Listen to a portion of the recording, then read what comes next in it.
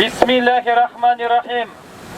Elhamdülillahi vahdahu ve salatu ve selamu ala men la nebiyye ba'dahu ve emme ba'd. Құрметті Нұр Қазақстан қажылары, біз бүгін мына Арапаттағы мынау тұрған тау Рахмет тауы деп аталады. Бұл Арапаның алаңында орналасқандықтан Арапаттағы Рахмет тауы деп аталады. Бұл Рахмет тауының ислам тарихында алатын орны өте жоғары. Өздеріңіз білесіздер, пайғамбарымыз Мұхаммед алейхиссалам өмірінде бір рет қажылық өтеді. Сол қажылар Арапаға тұрған күн, сол Арапа күні жұма күніне тура келді.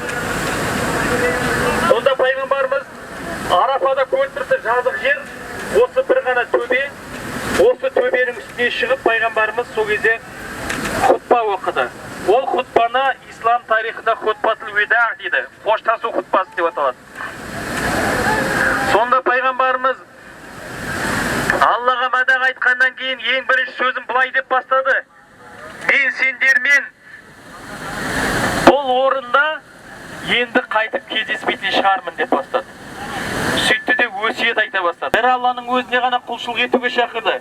Ата-ананы құрметтеуге шақырды. Көрші хаққысын жемеуге шақырды. Міне осы жерде тұрған кезде пайғамбарымызға Маида сүресінің 5-ші аяты нәзіл болды. Астаизу билла ал-яума акмалту лакум динакум ва атмамту алейкум ни'мати ва радиту лакум ал-ислама динан. Бүгін деді Алла Тағала, сендердің діндеріңді толықтастырдым, нығметімді аяқтадым деді. Ол Құран нығметі болады, соны аяқтадым деді.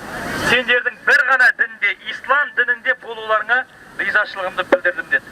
Міне осы аятты пайғамбарымызға нәзіл болды. Пайғамбарымыз осы аятты Алла Тағала былай деп айтып жатыр оқыған кезде, бір риуаятта Абу Бәкір Сыздық дейді, бір риуаятта Хазіреті Омар дейді, екеуінің біреуі жылап жіберді.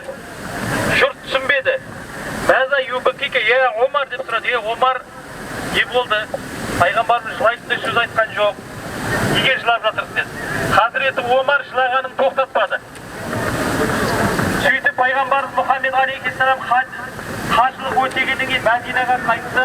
Содан кейін 80 күннен кейін барып пайғамбарымыз дүние салды. Сол осы Маида сүресінің ең 5-ші аяты сол пайғамбарымызға түскен ең соңғы аят еді. Одан кейін пайғамбарымызға уақи келмеді. Сонда барып жұрт түсінді Хазіреті Омардың неге жылағанын.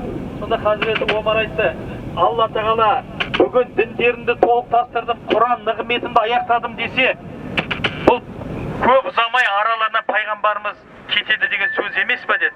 Сондықтан да пайғамбарымыз қимағандықтан жыладым деді. Бұл жердің тағы бір тарихи орны, бұл жерде атамыз Адам алейхиссалам мен Хауа анамыз осы жерде кездескен. Өздеріңіз білесіздер, атамыз Адам алейхиссалам Хауа анамызды жәннаттан жерге тастаған кезде Хауа анамыз Жидда қаласының орнына түсті. Атамыз Адам Үндістанның жеріне түсті. 300 жыл бойы бір-бірін көре алмай жүрді. 300 жыл бойы жер бетінен бір-бірін таба алмай жүрді. 300 жылдан кейін барып Алла Тағала атамыз Адам алейхиссалам тәубесін қабыл етті. Осы Рахмет тауының үстінде сөйтіп кездесті. Мұздалифаға барып түнеді. Сондықтан да мынау Құранда Әл-Қамар деп аталатын сүре бар. Астаизу билла ихтарабату сағату уаншаққал қамар деп басталады. Қиямет жақындады. Қияметтің жақындау белгісі аспандағы ай екіге жарылып бөлінді дейді. Аспандағы айдың да екіге жарылып бөлінген оқиғасы осы жерде болған. Пайғамбарымыз осы таудың үстіне шығып айға бүйтіп бөлін деп ишара жасаған кезде ай екіге бөлінген. Сондықтан да құрметті қажылар, Алла Тағала зияраттарымызды қабыл етсін. Ертең Арафа күні де осы Арафаға келіп тұрамыз, Құдай қаласа. Алла зияраттарымызды қабыл етсін. Амин. Аллаху акбар.